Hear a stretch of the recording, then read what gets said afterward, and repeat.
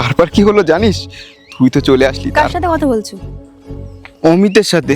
সারাটাক্ষণ শুধু অমিত অমিত আর অমিত। কার সাথে কথা বলছো? অমিতের সাথে কথা বলছি। কার সাথে আছো? অমিতের সাথে আছি। কোথায় যাচ্ছ? অমিতের সাথে যাচ্ছি। তোমার যখন ওর সাথে এতই বন্ধুত্ব, তাহলে আমার সাথে রিলেশনে আছো কেন? ওর সাথেই থাকো না। হ্যাঁ, তো রাগ করো কেন বলো তো? রাগ করো না, চলো এখন। হ্যাঁ হ্যাঁ, চলো এখন। হুম।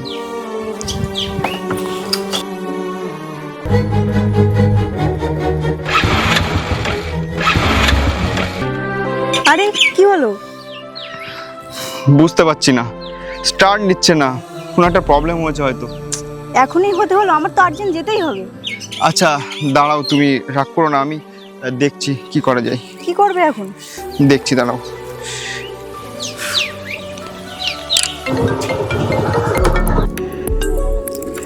হ্যাঁ ভাই বল। শোন না ভাই, আমার স্কুটিটা না স্টার্ট নিচ্ছে না, প্রবলেম হচ্ছে। আমি অ্যাকচুয়ালি পূজাকে নিয়ে বার হচ্ছিলাম, আর ওকে আর্জেন্ট এক জায়গায় যেতেই হবে এক্ষুনি। আচ্ছা তুই ওখানে দাঁড়া আর হোয়াটসঅ্যাপে আমাকে লোকেশনটা পাঠা, আমি এক্ষুনি আসছি। ঠিক আছে।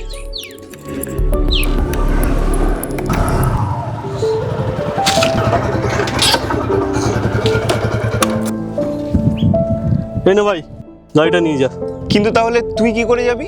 আরে আমার চিন্তা করতে হবে না, তুই আগে পূজাকে নিয়ে যা আর এটা আমাকে দে। থ্যাংক ইউ ভাই। আরে থ্যাংক ইউ কেন বলছিস, যা চল এটা চল। तेरे बिना बेवजह बेकार हूँ मैं। বস। এবার বুঝলাম তুমি সারাক্ষণ অমিত অমিত কেন করো। আমাদের ছেলেদের বন্ধুত্বগুলোই এমনই হয়, নিঃস্বার্থ একদম। আচ্ছা ঠিক আছে, বসো। আই এম সরি, আমি ভুলছিলাম। আচ্ছা বসো। প্রসঙ্গ যখন বন্ধুত্বের, তখন ছেলেরাই সেরা।